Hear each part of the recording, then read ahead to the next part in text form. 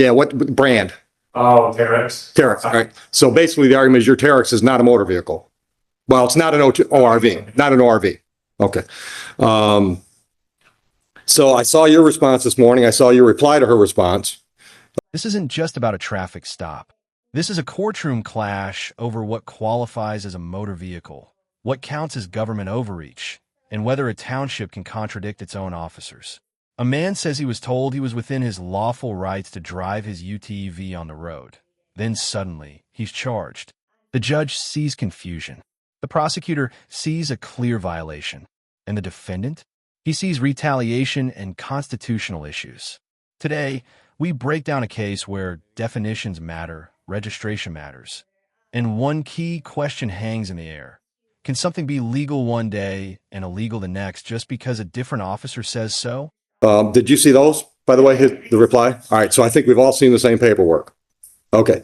You want to hit some highlights of your arguments? I mean, my argument is pretty much cover the whole thing, and like I said again, this goes back to just trying to label this an ORV.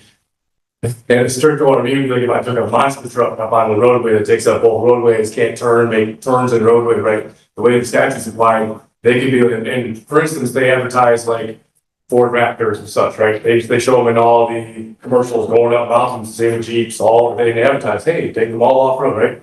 So the way the statute's written, they can just basically be like, oh, hey, anything with that looks like new, pretty much any vehicle is capable of going off road. So any given time, the way the statute's being applied to me, they can just, any vehicle is capable of being taken off road. Let me stop you though. Let me stop you. That's actually a different argument. So one argument is your Terex is not an ORV. The other argument is their ordinance or the statute they're applying is just too vague. It's just unconstitutionally vague. Would you agree with me that's two different arguments? Well, I think they tie together. Well, absolutely. Absolutely. But the reason I want to make sure we're all on the same page, because I think there's two different responses that could come and two different decisions that could be made. Would you agree with me? Okay. So I want to take them one at a time then. So first is, well, one would be your Terex is not an ORV, doesn't meet the definition. And the second argument would be, and the definition they're using is overly vague. Okay. So, Madam Prosecutor, pick one of those arguments. Let's pick one and we'll talk about one at a time. Certainly, your first step was whether or not you all utility. Just call it Terex. Just call it hit. Let's make it specific to him, the Terex. Charles 324-81122. Oh, give me that again. I was somewhere else when you started talking. Go ahead. MCL.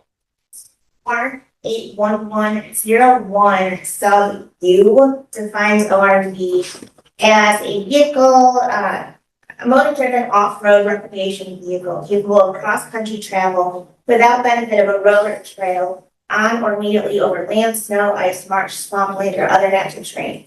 It goes on to give examples of what is included in an ORV and what are not included as an ORV. Here, the utility terrain vehicle, as Mr. Cusell labels it, is an off-road vehicle. Exhibit A that I included in my motion is a. Let me stop you. I'm sorry. In your reply to his motion, is that where your Exhibit A is? Okay, go ahead. Owner's manual of the parent. It particularly states under basic safety off-road vehicle, off-highway use only. This vehicle is not an all-terrain vehicle. It is designed and equipped to be a multi-use utility vehicle for off-highway use only. Use of this vehicle on public roads and paved surfaces is hazardous. Do not operate this vehicle on public roads or paved surfaces. In addition, in Exhibit B, I included a relevant portion of the ORV handbook that is found on the state of Michigan's website, and it includes utility terrain vehicles as an ORV. It also, conveniently enough, includes a photo of a near identical ORV that Mr. Cusell operated back on February 3rd of this year.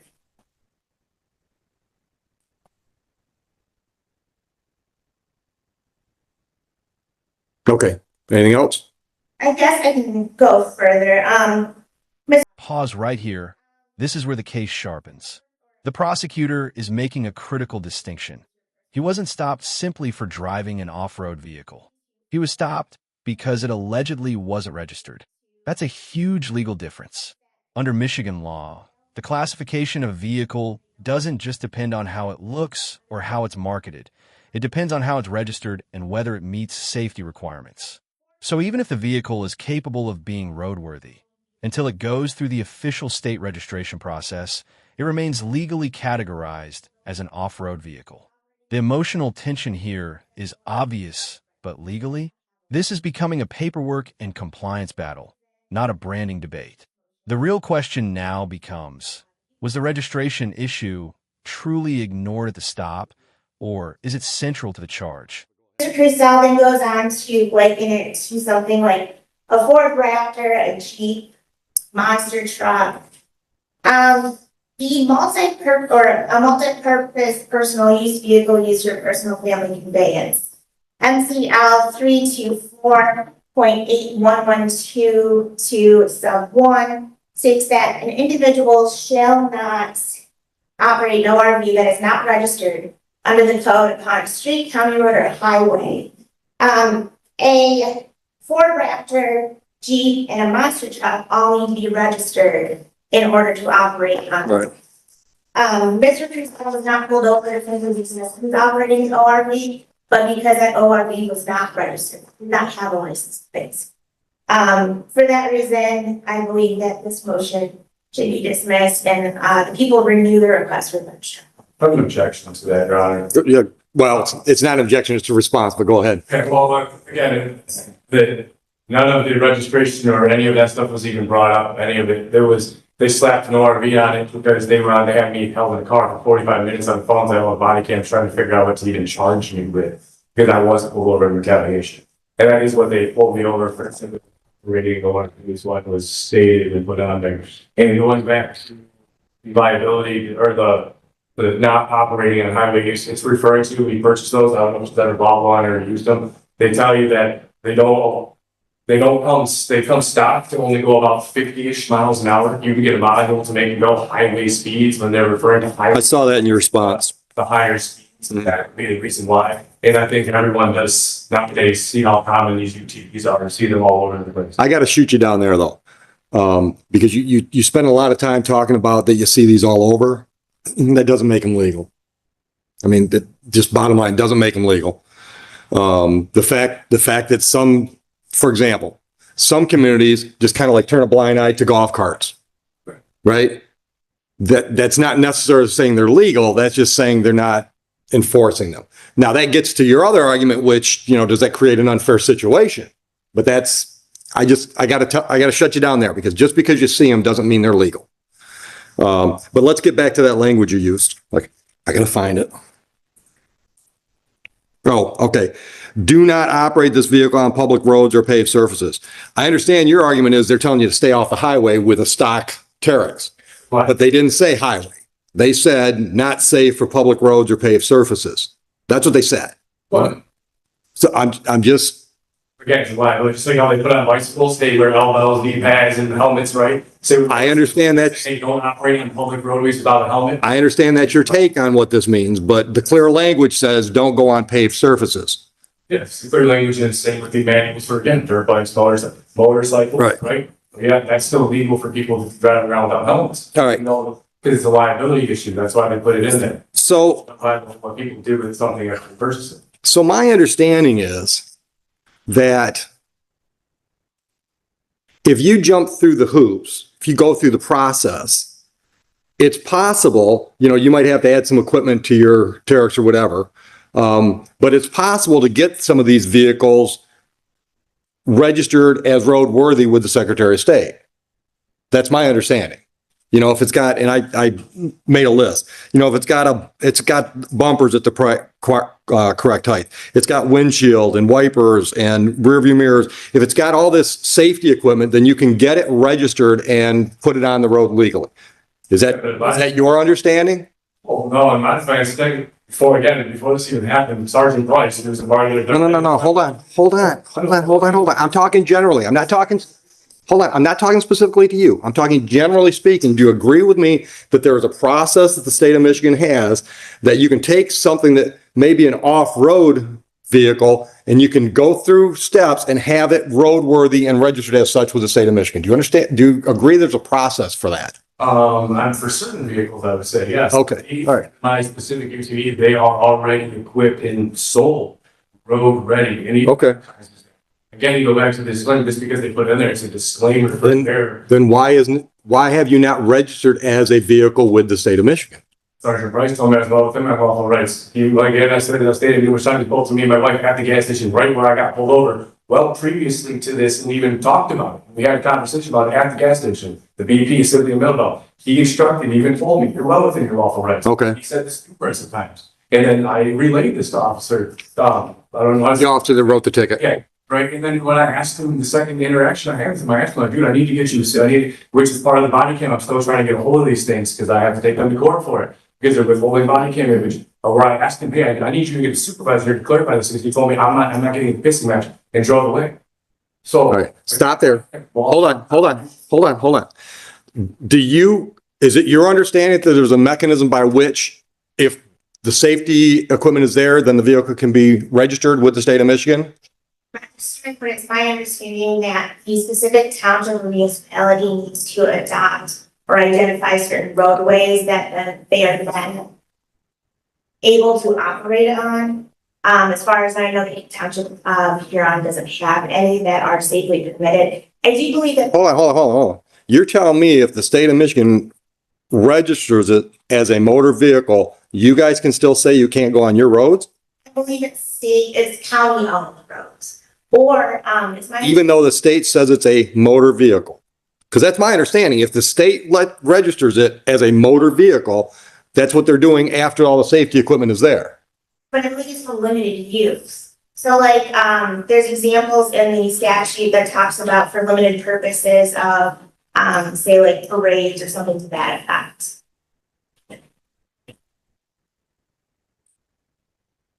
again, Your Honor. Hold on. I'm cogitating.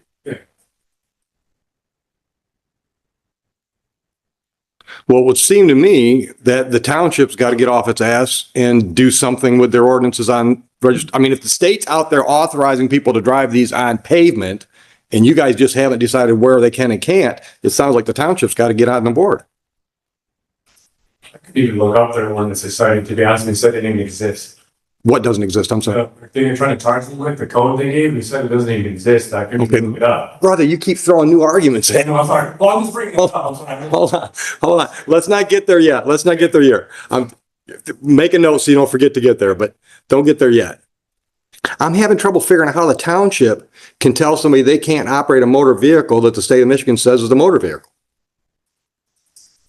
Your Honor, I am not specifically prepared to argue that only because Mr. Cruzel's ORV wasn't registered, so it has no bearing on whether or not it can operate.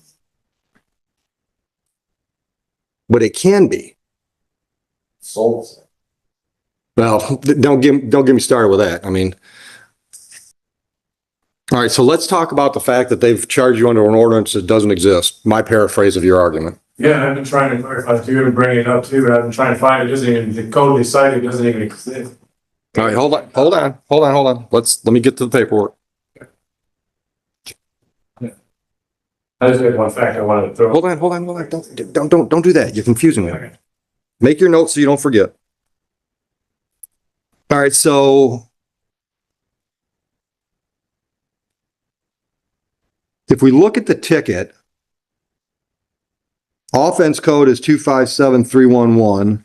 Authorization code is, I don't know what that is, 00003? Yeah, I tried. Is that, I'm reading it 00003.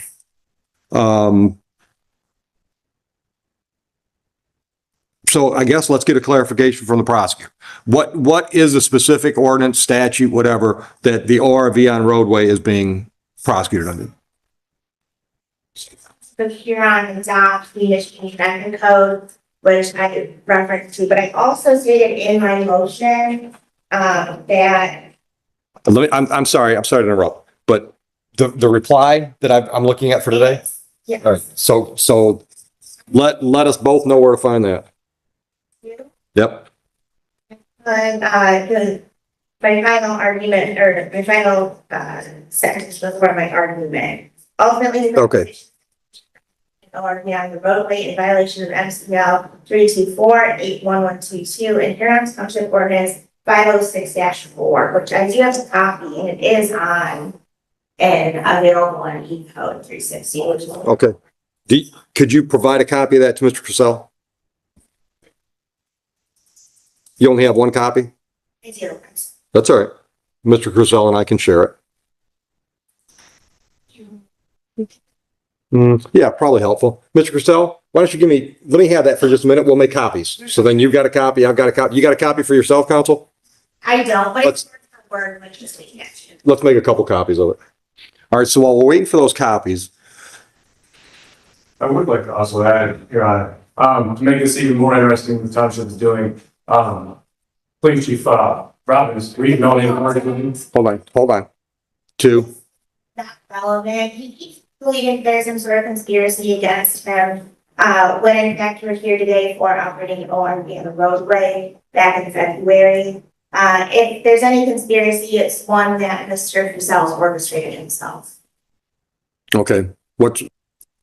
Hold on, because I think your objection might have been a little bit premature. I don't even know where he's going.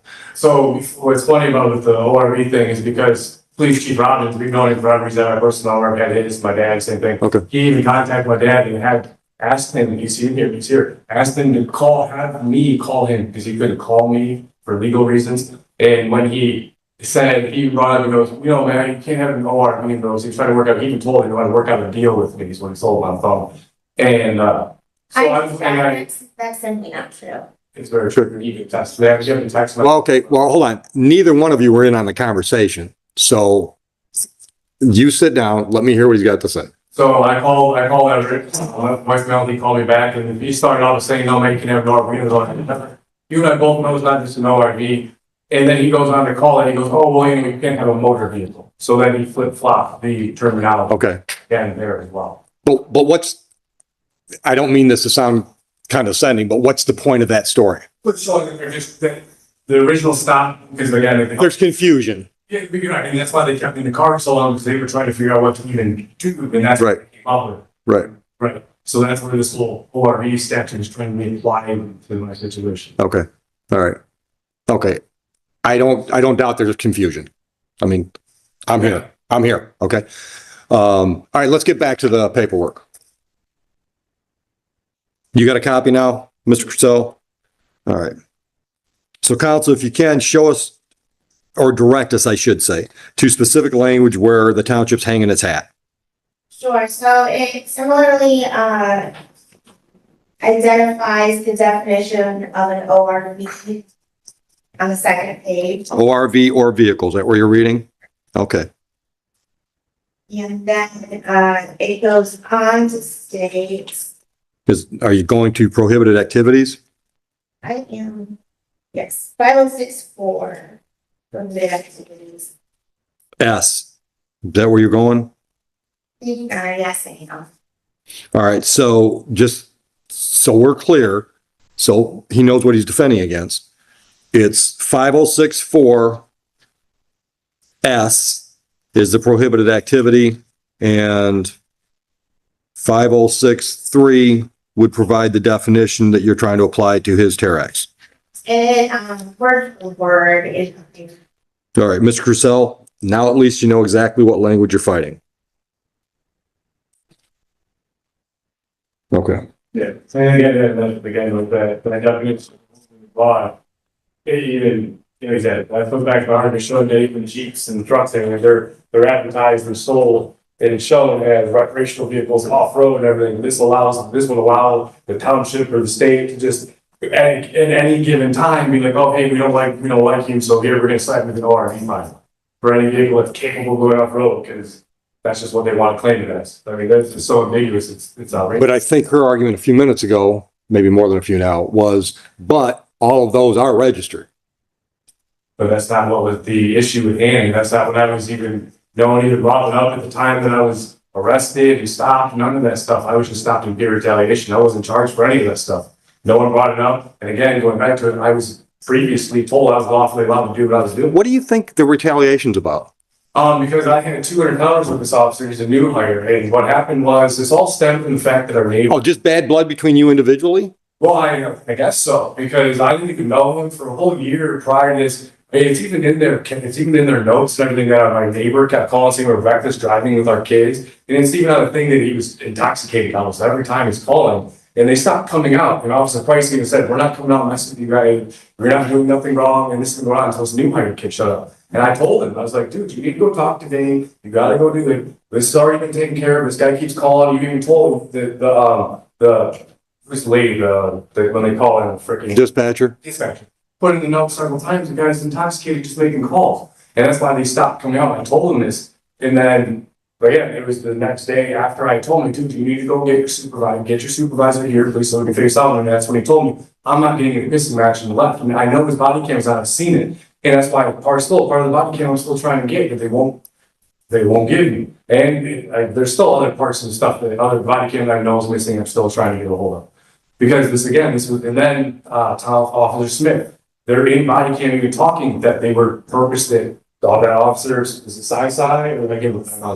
Yeah, that he was purposely watching for him. He's on the phone talking about this. He's also on the phone with Everett and a couple other officers trying to figure out applicable laws because he didn't know. They arrested me based off something he thought he could arrest me on. There wasn't even an arrestable offense. And then the only reason he found that out was because he had called the FOIA lady, Jill Evans. And then the original officer that stopped me, he couldn't even finish filling out the citations. Officer Smith, who was his supervisor, had to get in the car and finish filling out. And that's what they ended up, because he's on the phone the whole time trying to figure out what to even put on the thing to charge him. It's been an orchestrated event the entire time, up to leading how, especially shows even more that there was collusion. It's how I got an unsigned order and all this stuff sent to me. It was more just threatening and intimidation. And that's what. Oh, unsigned order. Yeah, and in the very beginning, I got a default order that's unsigned, didn't have. Oh, no, brother, no, brother. Hold on, stop. I gotta say this. Listen, that's just timing. Nobody from here on township called up here to one of my clerks and said, screw him. It's because it happens all the time when there's a misdemeanor tracking, people forget to deal with this. We got a speeding ticket you're in default in right now. I mean, well, for people that work in the department, that people are always conversing between the judges and the prosecutors. But I'm telling you right now, that none of my clerks defaulted you to try to cause you trouble. It's in the computer and it happens all the time. The misdemeanor case is tracking it slower and you don't realize you got to do something different with the civil infraction. So a default enters. Hold on. I have to tell you, there's no conspiracy against you on that default. That's just the way shit happens. It's just because the computer tracks things differently with misdemeanors and civil infractions. And that's all fixable. Okay. Anything else that we didn't talk? I mean, I cut you off a couple times saying, don't give me a new issue at this point. Anything that you want to bring up? I got pretty much all my arguments for being here. I mean, this is clearly, but What's going on with the body cam? You claim you can't get body cams. He was also reporting this incident himself, so he had. Well, that's a different issue though. Part of discovery is he's requested body cams. You're saying he provided those. He's filed at least 10 FOIA requests for township, including any of the stops or any of the citizen complaints that police have been called out to, but also including his wife's traffic stop. I'm not getting into all that, but you have provided him body cam footage of interactions. You're talking on top of me, counsel. You have provided him body cam footage of interactions between he and the officer that issued these tickets. Yes? All interactions. You don't have them. I know for a fact there's a couple of videos missing. All right. Do you have dates of incidents? I do, but I don't have that stuff with me. That's all part of my lawsuit thing I'm filing for the circuit court for the FOIA lawsuit stuff. I got all that stuff organized at home for that. But that's stuff that you think you need to defend yourself here. Well, if it's not, that's okay. Well, I mean, it would also be just scheduled. No, I just need to know, because if you're prepping to defend for trial and that's discovery you think you need, then I'm going to order that they provide it. Well, I'm here. Okay, all right. So you don't need that to prepare for this case. Not this motion here. No. The underlying charges against you. Oh, I would absolutely need that if this is. Okay, This is gonna pursue forward. then we're going to need you to provide dates. So you want body cam footage if it exists from interaction between you and officer so and so for this date and that date. All right. Different name. Sure. Go ahead. As I said, he has been given all of those. It's my understanding that he initially appealed, the FOIA, which went to the township supervisor. The township supervisor acknowledged the redacted portions were legal material and returned that to Mr. Cusel. He then appealed the appeal, which went to, my office, and we confirmed again that, the only redactions are legal material. I think he's appealed us twice more. So it's not relevant for a portion of it. Are you saying you never got the body cam footage, or you got the body cam footage and things were redacted? Oh, well, those are part of the issues too. There's body cam and stuff and that's the problem, is there's all sorts of stuff that's redacted in body cams and in the reports, and then there's stuff missing. Okay, hold on. Then you acknowledge that they've sent you those body cam footages So, okay. for the interaction between you and the officer? Again, the incident before specifically the one I want, and that I know is missing, is the one before he pulled me over, but the day before he pulled me over. Okay. Where I asked for. Okay. Prior. Prior to these tickets being issued, there was an interaction between that officer and yourself. That you've never seen the video, No, the body cam footage. well, I've been. Okay. Again, Do you know whether or not that's been submitted? As far as I know, every piece of these days has been billed at All right. the ESP. All right, but now you're talking about FOIA stuff. I'm talking about that body cam. That's all I'm talking about is one body cam. Okay. All right. But you can't, off the top of your head, you can't give me that incident date. no, that wasn't. All right. All right. So submit a formal request for body cam footage from that date to the prosecutor. She can check it out, see if it's been submitted to you prior. She can tell you when, she can resubmit it. She can file a motion with me and say, I'm not going to submit that because, and we'll go from there. All right. That's that one specific issue. Agreed? Okay.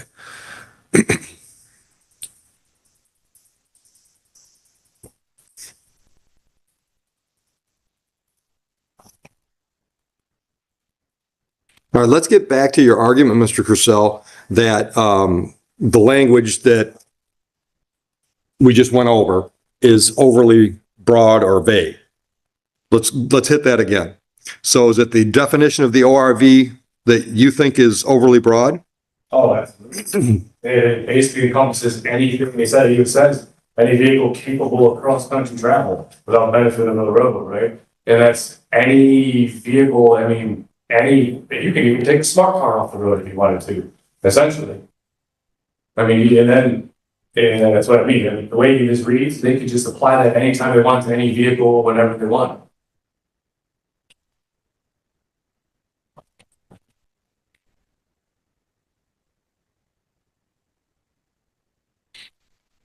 If I'm understanding your argument, I drive an F-150, So, right? So we would probably agree that we could take that off the road. well, You and I. in commercial, showing that's what they. Right. So your argument is because they could write ORV on a roadway for that means this statute or this ordinance is overly broad. All right. Except they can't because the state of Michigan has licensed me to put my F-150 on the road. But again, the same point, mine can be the same thing. But it's not licensed. It can be. It can be. And I would like to see you do that because then I want to see how they're going to keep you off the road. The state of Michigan said you can put that on the road. But again, Your Honor, that the whole reason that they're trying to dance around the whole thing, because if they didn't bring up none of the registration. I know you're getting back to the confusion stuff, right? They're trying to use the definition of ORV to. I get with the whole, you sat in the car 45 minutes, they decide what to do with you. I get all that. Okay. And that's problematic for me too. But I don't find this language to be overly broad because there's the licensing aspect of it that narrows it. There's that conflict there, right? And that also shows the ambiguity, right? So you're saying that if I want to pay a tax stamp for something, then now all of a sudden it's not this, but then they're trying to claim it's this. So how does a tag all of a sudden make this not this? Doesn't make sense. Hold on, you lost me. If all of a sudden, so what they're trying to claim is an ORV, but if I magically go get a tax stamp put on it, right, registered, now it's automatically just a motor vehicle. So now it falls under. Yeah, but hold on. It's not just about the money. And believe me, brother, I'm the first one to think that I'm the first one to jump in the bandwagon with you about the government grabbing money. All right. I fight that here. But it's more than that, because let's just pick the specific example of an ORV. I could build myself a dune buggy, right? Completely manufactured. I couldn't, because I'm not handy that way. But I mean, you know what I mean. I could get tubular stock and build a frame, and I could just grab a motor, an engine off of something else and fabricate a drivetrain, and I could have something that I could take off, you know, go through the trails and the hills. Would you agree with me? No, but I mean, I'm just like, build it from scratch, right? I'm Henry Ford. I built it from scratch, and it's out there running around.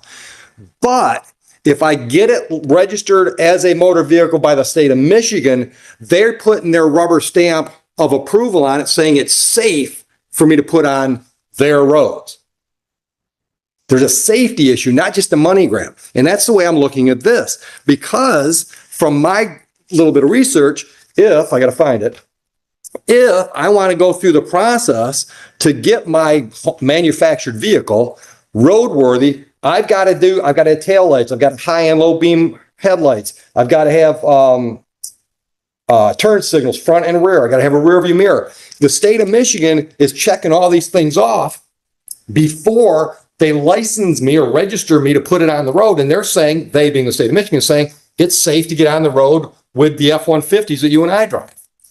Yeah, but again, you're giving an example of someone building something. The thing that my vehicle already comes equipped and built and manufactured that way. But here's the difference. Here's the difference. I can guarantee you that if somebody took the time and researched what these roadworthy requirements were state by state, they would be different. There'd be similarities, but they'd be different. So for Terex to sell it and say it's roadworthy, they're not guaranteeing you that it's legal in Michigan. They can't. Well, that's why I put those disclaimers on. The other thing too. Stop. I'm not done with my argument. That's where the registration process comes from. The individual states saying, yeah, Crucell, we think your Terex is legal on Michigan roads. That's the whole part of the process that changes from just any old thing that they decide they want to ticket somebody because they had it on the roadway. They could claim it's an ORV. No, they can't, because it's registered, my F-150, your F-150. It's registered with the state of Michigan as a motor vehicle, i.e. legal to be on the roads. That's what kills your overly broad argument, is because there's a process by which it is no longer an ORV. This is the turning point. The judge just denied the overly broad argument, meaning the statute stands. But notice what the judge admits. The situation feels unfair. That's a powerful moment.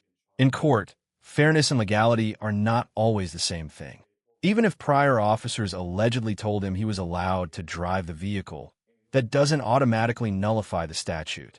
However, inconsistent enforcement can absolutely become persuasive at trial. If a supervising officer really testifies that he approved this conduct, that could dramatically affect credibility. This is where the case shifts from pure statutory interpretation to something much more human, reliance. If you're told by law enforcement you're allowed to do something, and then another officer charges you for it, should that matter? What would you expect in that situation? It's now roadworthy because the state of Michigan is registered as such. But again, the state of Michigan is arbitrarily trying to convert everyone's right to travel by saying you get this. That's a different argument. Yeah, that's a different argument. I get where you're trying to go with this. I understand that. But again, you look at this definition, and no one said anything. Again, this all goes back to, I was not cited for no registration. I was not cited for insurance. None of that stuff was even brought up. It was strictly the ORV that they're trying to stick to. But again, by going off this definition, that can be any single vehicle in the world. anything that they want is capable of going off road. Well, but here's my ruling. Regardless. Here's my ruling. Because there's a process to register vehicles, whether or not they're ORVs, F-150s, whatever they are, because there's a process in the state of Michigan that's to register them as roadworthy, I don't think that's overly broad language. Because I think you can't read everything in a vacuum. So my ruling is, on that motion, my ruling is, I deny your motion that it's overly broad. I don't believe it is. But I still have problems with the way the whole thing went down. I'm trying to figure out how to deal with that.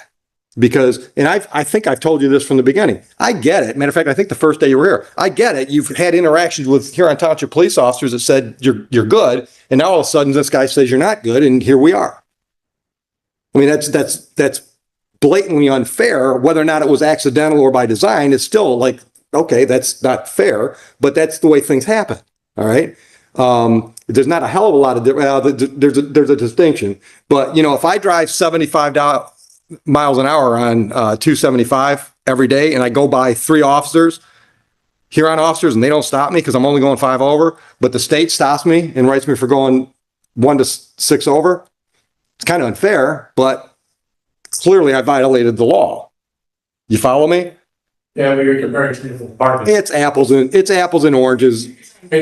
Yeah. Trying to make that argument up. Right, which is what I told you way back when. It's like, hey, I get it, it's unfair, but the tickets were issued. We got to go through the process and deal with it. I can see where you're Hold on, stop. That's what I'm trying to do. I'm trying to deal with the unfairness in the process. Okay? right. Which I get what you're saying. But again, if I was charged with this in, say, Flat Rock, and I tried pulling this over, Huron told me, then I get that. Oh, absolutely. Your argument's much stronger in Huron. Absolutely.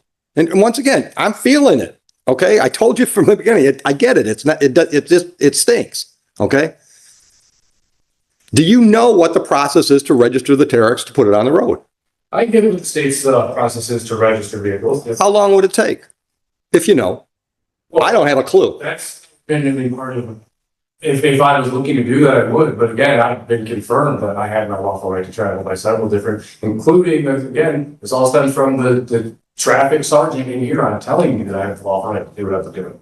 So I don't have any intention. Well, what do you think the chances are of him coming in here and testify to that? I don't think that he would incriminate himself. So you're planning on issuing, I had to meet my wife at the gas station. so you're going to issue a subpoena to him for trial?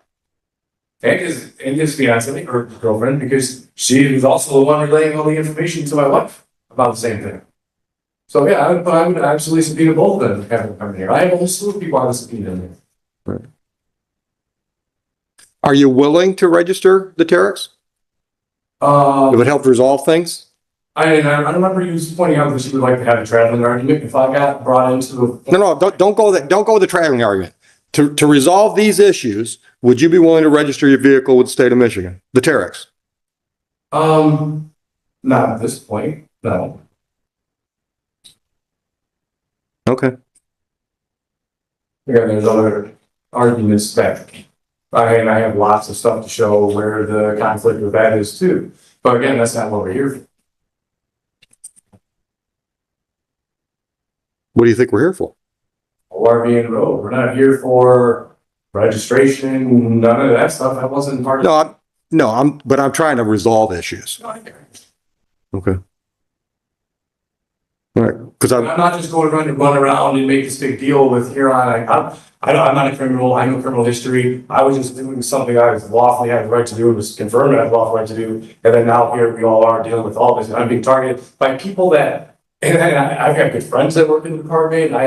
We've been, again, we've known averages. We've been a part of this forever. And then now all of a sudden, here's what I'm hearing. I'm hearing you want your trial. Because I don't think anything else is going to satisfy you other than to get your trial. This needs to be dismissed the way it should have been. Yeah. But you don't have a legal argument that I can hang my hat on to dismiss it. I had all sorts of legal aspects to show that the whole beginning of this was an unlawful stop. You've never even argued that. You've never filed a motion to dismiss for lack of probable cause. In the very beginning, and you dismissed it saying, "Oh, I find probable cause," just because Sure, I have all the recordings. Oh, you did. Yeah, you did. Because I said, you're going down the roadway and you're doing something he thinks is illegal, gives him a right to stop you. Yeah, but again, that goes back to the point that he was already, we had interactions and he chose to retaliate against instead of going to talk to a traffic sergeant who's above him, Right. right? Who is ahead of the traffic, who's the one that confirmed that I had every lawful right to do what I was doing. Hold on. The whole stop was- Hold on. Go ahead. He who is above Sergeant Price, and he confirmed that operating an automated roadway is, that's why it's a very chief citation. Yeah, but you don't think it's gonna be problematic if Price sits on the stand and says 2 different times I told him he could do what he was doing. And also some excited did make contact with Mr. Crusoe multiple times, notifying him that he was not to operate an ORV in the roadway. And during the stop, Mr. Crusoe himself said, I was waiting for this. Okay. Well, I'm just gonna tell you right now, if Price sits there and says on 2 different occasions, I told this guy that he could operate that vehicle on these roads, I can't see any trier of fact convicting him of the ORV. That's true. Why didn't we have him here for our trials? I don't know. Again, because there's all sorts of issues, and all that paper I've been filing, there's issues the whole entire time. I had no intentions of doing any trial, and I even sat here the other day when I said I'm not participating, especially in a trial that ends in a court that owned by the state, you're owned by the state. Let's talk about that. All here with them. Hold on. Let's talk about that because I highlighted that when I got your motion last week or whatever it was. Okay. That's not the case. Okay. Huron Township, let me finish. Huron Township is bringing the charge against you. It's the Township of Huron versus you. It's not the state of Michigan. It says the state, even one of the, not even says the state of Michigan against it. It's a separate legal entity. And Well- you know Neil Gorsuch is, Justice Gorsuch? He's even coming out in the Reagan Center, even talking about how courts like these, that's what they're doing. They're denying people their rights and they're bringing the charges and judging their own cases. That is exactly what it is. You can't have a fair trial that way. Absolutely not. And not to mention that. All right, well, let me stop you. That's the way our system is at this point in time. That's the only system we've got, is where the judiciary runs the courts, the legislature creates the law, and the executive branch enforces them. That's the system we have. If you don't like it, work to change it, but that's the system you've been charged in, and that's the system you've got. And with the Chevron deference case being overturned, that explicitly stops them all of the referring to the statutory, all this stuff, the statutory stuff. All right, you're getting nowhere with any of those arguments, Mr. Crusoe. You're not going to get anywhere with those arguments at this level. So the only thing you can do is get a judgment here that you can appeal to the next level and appeal that to the next level. And ultimately you may end up at the U.S. Supreme Court and have somebody agree with you, but you can't, that doesn't work here. We've got to deal with what we've got. I've got to deal with the precedents that we've got in place now, not your arguments that you think are going to be accepted down the road. That's the reality. All right. You and I can sit down over a cup of coffee, or I don't drink coffee, but whatever, and talk about how there are, problems with the system. But the system we have now is the only system I've got to work, and I'm going to work it. So what I'm hearing from you is we got to get a trial date and let you get a decision. If you win, beautiful. You can stop there. If you lose, you're moving up the appeal chain. Because none of the arguments you've got apply here. Your travel argument, I'm not buying that. That's never been accepted anywhere that I know of that I've got any reason to follow. I told you. State's arbitrators and they've been doing it for a very long time. Say that again. The state is, I've lost my word. But the state is going and trying to take people's right to travel and saying that everybody has to have these licenses and all these things. Absolutely. And but hold on. It's well-established law, might be changed somewhere down the road, but currently it's well-established law that if you're traveling by means of a motor vehicle, you have to have a operator's license. Actually, the federal codes and all the states. This is not a federal court, sir. This is not a federal court. Okay, go back to motor vehicle, right? Shows again, it's another ambiguous statute. Okay, look, I'm not going to argue this. I've already argued this with you. I've made it clear from day one that your traveling argument dies. It doesn't go anywhere in this court. So stop arguing that. It's not going to get you to where you need to be, which is to resolve these files one way or the other so you can appeal it if you want to. You follow me? Well, I get very well to take it, yes. No, it's not where I want you to take it. It's where you have to take it, because we're not going to have these same arguments ad infinitum over and over and over again. We're going to close these files at some point. Should close the month. But that's because you want them to, doesn't mean it's going to happen that way. I'm not going to dismiss these just because you don't like the way things went down. I don't like the way things went down. But the process has. Here's the bottom line.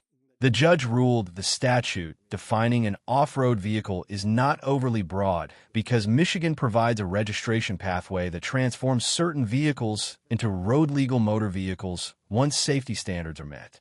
The defense's broader constitutional right to travel argument was rejected at this level, with the judge making it clear that trial and potentially appeal is the only path forward. But the unresolved tension remains. Conflicting guidance from officers, claims of retaliation, and questions about fairness in enforcement. Legally, this case hinges on registration and statutory interpretation. Emotionally, it hinges on trust and consistency in law enforcement. Now we want to hear from you. Should prior verbal approval from an officer protect someone from charges later? Or is the written statute always the final word? If you found this case as intense and complex as we did, make sure to hit that like button, drop your thoughts in the comments, share this breakdown with someone who loves courtroom drama, and don't forget to subscribe for more jaw-dropping legal analysis. To be followed. As much as I would like to just make this go away, I'm not going to agree with you just to make the case go away. Really, it's very obvious what took place. No, it's not. But once again, Mr. Costello, it's obvious to you, but you're not the guy up here in the black robe that's making the decisions. It's obvious to you because that's the only way you can see it. And I get that. Right? I get it. It's your position. You're passionate about your position, but where you're losing it is you just won't accept the fact that I don't agree with you. I'm in charge and it's got to move forward. That's just the reality of it. And once again, man, I hope you appeal it. I hope you make some new law. Good for you. I mean, So now we need a trial date. which I completed the judgment trial. But once again, I don't care if you object. Listen to me. Listen to me. It's not being dismissed. That means we have to try it to make it go away. That's the way the process works. Again, how is one supposed to be? And again, you yourself, and I've watched you in numerous other videos. Okay, I've seen you make yourself, you're on TikTok all over the place. And I've seen the things you say to everyone. It's very obvious, and you yourself has even admitted to seeing things the same way. There is no way that I would ever have a fair trial. Any way, shape, or form. And that's bullshit. That's absolute bullshit. Once again, just because I happen to agree with the prosecutor or any other party in a case doesn't mean I'm biased against the other party. At any point in time, I've got to make a decision. Somebody's right, somebody's wrong.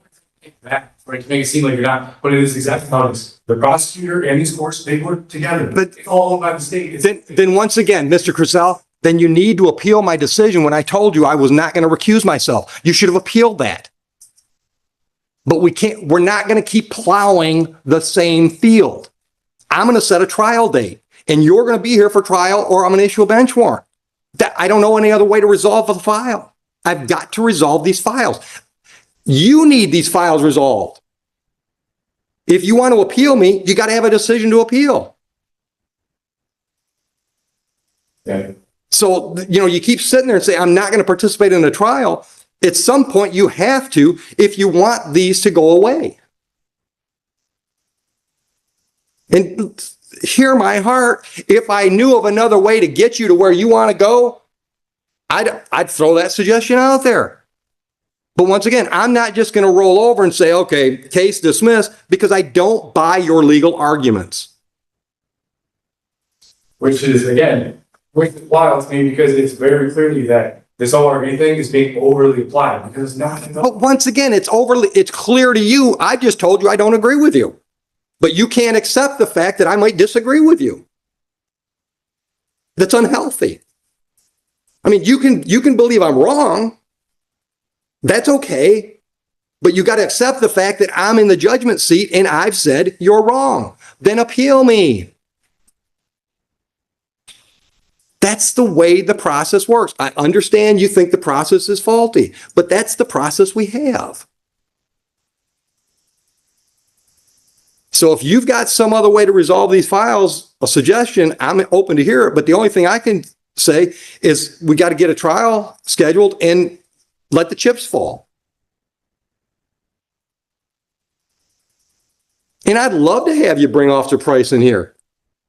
Because I told you from the beginning, I believe that inadvertent or not otherwise, the Township of Huron kind of set you up to get the ORV ticket. Because I believe that you've been told in the past that you were okay. I believe that. 100%. But I can't do anything with it here. Put Price on the stand and he says, I guess I was wrong because I told him he could do that.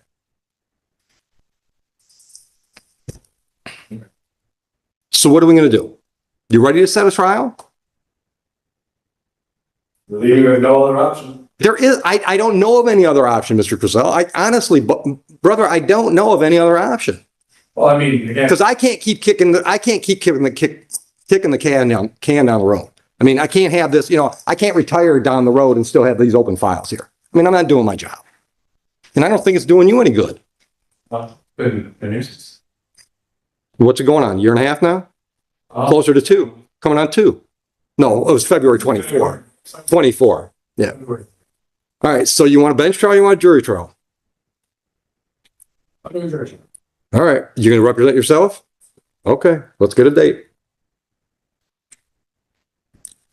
Can you do January 30th, Thursday?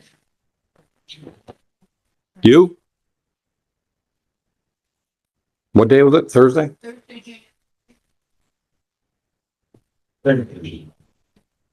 Yes.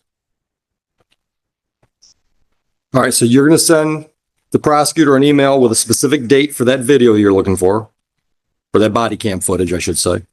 Right? Okay. No further motions. We're going to trial.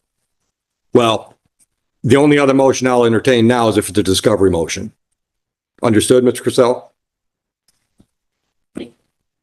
All right. Questions? All right. Good luck. Real quick, I mean, I do believe we're going to do files here in the firm. You guys have a bench warrant. You got a bench warrant for something? Yeah. What's it? A misdemeanor? Yeah. And the case number 4. No else. You got it? Yes. All right. We can get you a case or a court date for that, ma'am. Mr. Crisell, we've got a speeding ticket that's got nothing to do with this incident, I think, from August 21, 24. Signing this with retaliation stuff. Okay. Who was that officer? Also, Harold. Okay. Did Merrill have anything to do with the other ones? My wife on her dead end of the road, and again, that's a Hold on. Merrill didn't have anything to do with the February incident, did he? not bad, no. Okay. All right. Title. So what are you going to do on this? Once again, it's in default because you didn't do anything with it. So I what do you didn't do with do it? that. Paperwork, no one responded to anything to my paperwork. What'd you file on this? I got a affidavit with a ball in there. Yeah, none of that does anything. That's more of the bullshit that we just ignore that stuff. So you want a hearing? Well, if you want him to prove it, then you ask for a hearing. You don't just file paperwork. I told her if it wants to schedule a date, you can give me a date. Finish the post one. Okay. Well, you don't ask the clerk if she wants to set a date. If you want to fight a ticket, you say, I want to contest this ticket. I need a hearing. So do you want a formal hearing date? I'll give you a formal hearing date. All right. You want to do that before the jury trial? Sure, I have any formal hearing dates coming up. We can do it on December 10th and we'll keep it. December 10th? Okay. Can you hear me? I'm sorry, yeah. Just my regular Tuesday, you mean? It's a Tuesday, yeah. Yeah, it's all right. Okay. So formal hearing, what time do you do it? December 10th? Do 10:30. She's here all morning, so I'm asking you, 10:30? And that's on the speed. Yeah, the case ending in 143? Yeah. Okay. Then the other civil infraction is the CCW disclosure thing. Which goes- That's going with the February. You understood that? But we do that before or after, no. Usually after. Yeah, understood? That was a yes? Yeah, I got you. That was. All right, anything else, folks? It is the month of 9. Denied. Motion to dismiss denied. Although I did like the argument. So what would you want? Yeah. Okay. Did you get a notice for her? Yeah, she's got a notice. Ms. Crisell, your bench warrant has been set aside. Yeah. We'll send it. What is that? That's a misdemeanor though. What date you give her? It'll be you. It's in The 10th? January. When you January. Sorry. And your position, remember? I'm sorry. Pay attention when I write it. Have a good day, folks. Yeah, there's 9. Okay, perfect, yeah. I just wanted to put it in for in person. I'll send it to you. And part of the meeting? Yeah.